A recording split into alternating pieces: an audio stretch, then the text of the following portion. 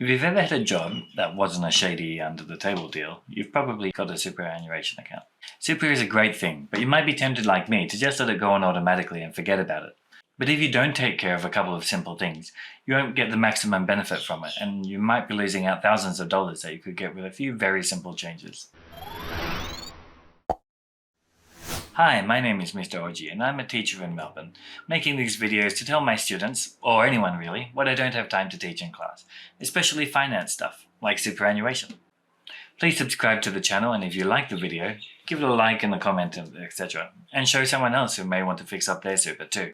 Today's video will include a few different topics, including what is superannuation, how to choose a good fund, how to choose a good investment mix, and some other tips. Let's get started. Superannuation is the name for Australia's retirement savings plan system. Your employer must pay a certain amount from your salary each paycheck, and it is saved, earning interest until you are able to take it out. Most countries have something like it, and though it's similar in other countries, it's called different things.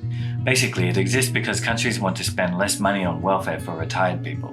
So if they force you to save, by the time you retire, you'll be able to live on your savings instead of getting money directly from the government.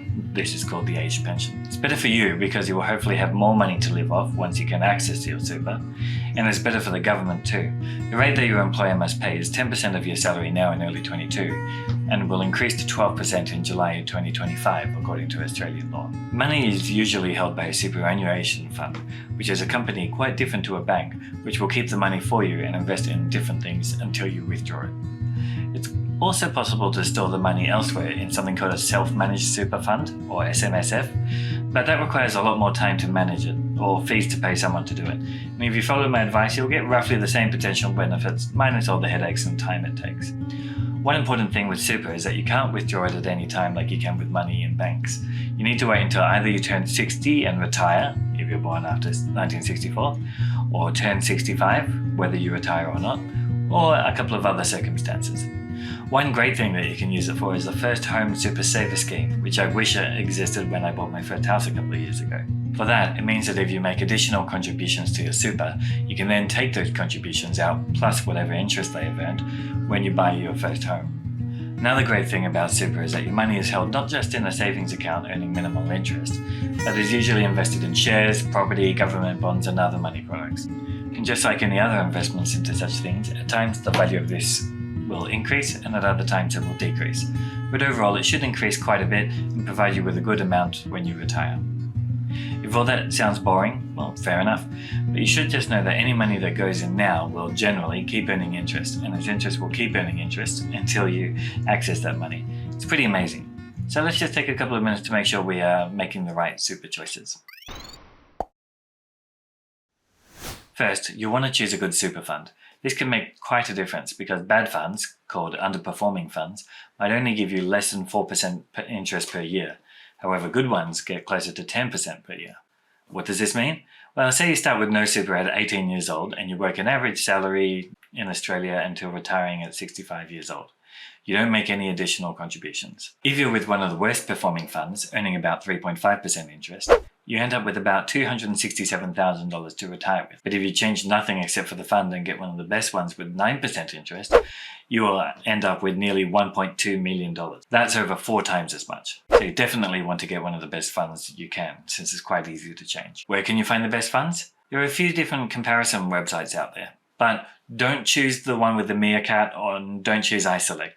They're too focused on commissions, and my financial advisor friends and I don't trust them. Instead, there's a new government super tool which is a bit clunky, or the site that I recommend is Canstar. They are independent, and anything that's listed on the website which is an ad is clearly marked as such. Go to their site and under investing in super, choose super, choose your age bracket and current superannuation balance, and then have a look through and choose anything with 5 stars. I'm sure you'll be able to find something good there, or at least be able to evaluate the superannuation fund that you already have. Or if you want a hard and fast recommendation, I'm with HostPlus, which also happens to be what Scott Peak, the Barefoot Investor, recommends, as they have very high returns and low fees, which are the 2 main points of difference for superannuation funds. They're earning at around 9% over the last few years. So go with them, or any of the other ones that get 5 stars on Canstar. Next, you'll want to choose the investments that your money is allocated to. This is called your investment mix or your portfolio. There are usually a few pre-selected options, or you may be able to fine-tune them with options like these on the right. Depending on the fund, you may be given balanced as a default, but for most people this is not actually what you want. To keep things simple, I will tell you this. Shares will generally give you a high return as long as you are investing over at least 5 years. So if you're more than 5 years away from taking out super, put all that into the option which is called shares or high growth or high risk. But aren't shares really risky? Won't I lose everything? No, not really. Putting large amounts of your money into individual company shares can be risky, but because the fund will make sure to diversify all your shares across different sectors, only in the event of really big recessions will you lose any money. But the history of shares over more than 100 years shows that even after the biggest recessions, you've usually recovered any losses and possibly made more after the 5 years. So it is safe enough and much more likely to give you better returns. I'll explain more of the reasoning behind this in a future video. Key takeaway is that if you're less than 5 years away from retirement, move your money to a balanced option, and if you're already retired, you could choose balanced or even stable. The only other thing I recommend is a socially responsible option. This is something I've chosen for my own investments over the last few years, both in shares and in superannuation, because as it turns out, not only does it align with my personal values, which is very important to me, but also responsible shares have actually been outperforming the rest of the market. So it's a win-win for you, the investor, getting more money, and you, the person who cares about the planet, with more money going to businesses that support the environment and people. However, just so you know, the market for responsible investing isn't regulated, so you'll either have to do research into just how ethical companies are, or take their word for it. If you want to get started looking these up, you could look up ESG investing. Companies that qualify for this have good records when it comes to environmental and social needs, and also have good governance. They avoid funding certain industries like fossil fuels, animal cruelty, gambling, plus many more. Personally, I go for a mix of 75% ethical and 25% shares. Next, one other thing that is sometimes turned on by default in your superannuation is life insurance. Now, life insurance is a great thing if you have a dependent partner or children or in a house. But if you're still a student who's working part-time and living with your parents or something, this is not necessary. And it will eat away at your savings, and so you won't end up with as much as you could end up with. So if that's the case, turn it off. You should know that if you do have a partner or children or a house, then super is actually the best place to get your life insurance, because you will end up paying less tax on it. Just make sure you're covered for 10 to 12 times your annual income if you have young kids, or 75% of your salary until you're 65 years old. And don't forget to take it off when or before you retire. So now that you've chosen the best option, you can be confident that you'll get better growth than you would have otherwise. Just a few things to make sure of. The biggest mistake I ever made with super was just joining up with the default super fund for each job I started and leaving it on automatic.